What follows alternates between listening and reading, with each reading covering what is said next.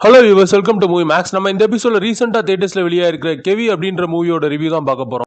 தமிழ்நாட்டில் உள்ள மேற்கு தொடர்ச்சி மலை அந்த பகுதியில் இன்னுமே ஒரு சில கிராமங்களுக்கு கவர்மெண்டோட ஸ்கீம்ஸ், அப்புறம் அவங்களுக்கு அடிப்படை தேவைகளான போக்குவரத்து, மருத்துவம், கல்வி இது போன்ற விஷயங்கள் அந்த மக்களை இன்னும் சென்றடையவே இல்லை. அந்த மக்களுடைய வாழ்க்கை போராட்டமா தான் இருக்கு. நம்மலாம் வாழ்க்கையில ஃபன் பண்றதுக்காண்டி, வொகேஷனுக்காண்டி அந்த மவுண்டன் சைட் ட்ரெக்கிங் போவோம். ஸோ அப்போ நம்ம அந்த மலை ஏறக்கு ரொம்ப கஷ்டப்படுவோம். ஆனா அந்த மக்களோட டெய்லி ரொட்டீன் லைஃபே அதுதான். ஸோ அப்போ அந்த மக்களோட வலிகள், வேதனைகள் எவ்வளவோ இருக்கு. ஸோ அதை பத்தி பேசக்கூடிய ஒரு படம் தான் இது. அப்படி நான் ஆரம்பத்துல சொன்ன மாதிரி கொடைக்கானல் மலைப்பகுதிகளில் உள்ள ஒரு சின்ன கிராமம் தான் கெவி. ஸோ அந்த கிராமத்துல மக்களுக்கு தேவையான ரோடு, ஹாஸ்பிட்டல் இந்த மாதிரி அடிப்படை வசதிகள் எதுவுமே இல்ல. அவங்களோட வாழ்க்கையே டெய்லி ஒரு போராட்டம். அந்த கெவி அப்படிங்கிற அந்த ஒரு கிராமத்துல ஹீரோ அப்புறம் அவரோட ஒய்ஃப் ரெண்டு பேருமே ஒரு போராட்டமான வாழ்க்கையை வாழ்ந்துட்டு இருக்காங்க. ஹீரோவோட ஒய்ஃப் அவங்க ஒரு பிரெக்னண்டா இருக்காங்க. ஸோ அவங்களுக்கு எப்ப வேணாலும் டெலிவரி ஆகலாம் அப்படின்ற ஒரு சிச்சுவேஷன். ஸோ இந்த நிலைமையில அந்த கிராமத்துல நிலச்சரிவுனால நிறைய மக்கள் இறந்து போறாங்க. போதிய மருத்துவ வசதி இல்லாதனால கரெக்டா இந்த நேரத்துல அந்த கிராம மக்கள்கிட்ட அரசியல்வாதிகள் ஓட்டு கேட்டு வர்றாங்க. அரசியல்வாதிகளுக்கு பாதுகாப்பா போலீஸ் வர்றாங்க. சோ இப்போ இந்த ரெண்டு தரப்புக்குமே பிரச்சனை வருது. இதுல நம்ம ஹீரோ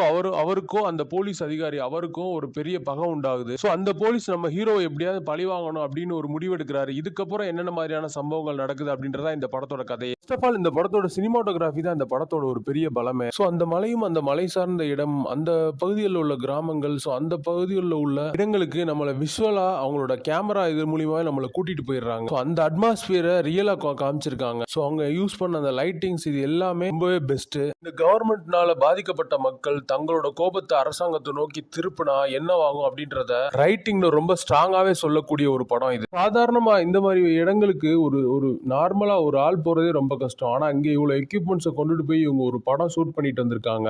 அதுக்காக இந்த டீமுக்கு ஒரு ஹேட்ஸ் ஆஃப் கொடுக்கலாம். இந்த படத்தோட பேக்ரவுண்ட் ஸ்கோருமே இந்த கதைக்கு தேவையான மாதிரி அமைச்சிருக்காங்க. சோ அதுவுமே நல்லா இருக்கு. பெர்ஃபார்மன்ஸ் வைஸ் இந்த படத்துல நடிச்ச ஹீரோ அவர் ஒரு நல்ல பெர்ஃபார்மன்ஸ் கொடுத்துருக்காரு. குறிப்பா அந்த ஹீரோயின் அவங்களுமே ரொம்ப நல்லா பெர்ஃபார்ம் பண்ணியிருந்தாங்க. சோ அப்புறம் அந்த அரசியல்வாதி, அப்புறம் அந்த போலீஸ் கேரக்டர்ல இவங்க எல்லாருமே ஒரு டீசென்டான பெர்ஃபார்மன்ஸ் கொடுத்திருந்தாங்க. ஒரு கண்டென்ட் வைஸ் இந்த படம் ஒரு ஸ்ட்ராங்கான படம். படத்தை ஒரு ராவான படமா தான் எடுக்க ட்ரை பண்ணியிருக்காங்க மேக்ஸிமம். பட் இவங்க கமர்ஷியல் எலிமெண்ட்ஸ் அதுக்காண்டி ஒரு சில விஷயங்களை ஆட் பண்ண மாதிரி தெரியுது. இது எல்லாமே இந்த படத்தோட மைனஸ் தான். ஒரு சில இடங்கள் ரொம்பவும் டிராமாட்டிக்கா இருக்கு. இதனாலே இந்த படத்தோட செகண்ட் ஹாஃப்ல இந்த ஸ்டோரி ரொம்ப எக்ஸாஜரேட் ஆன மாதிரி இருக்கு. இது எல்லாமே இந்த படத்தோட நெகட்டிவ் தான். டோட்டலா நம்ம சைடுல இருந்து இந்த படம் ஒரு டீசென்டான வாட்ச் தான். படத்தோட ரைட்டர்ஸ் ராசி தங்கதுரை, கிருபாகரன் ஏசையா. இந்த படத்தோட டைரக்டர் தமிழ் தயாளன். சோ இந்த படத்துக்கு நம்மளோட rating 2.75 out of 5. Thanks for வாட்சிங். Subscribe our channel.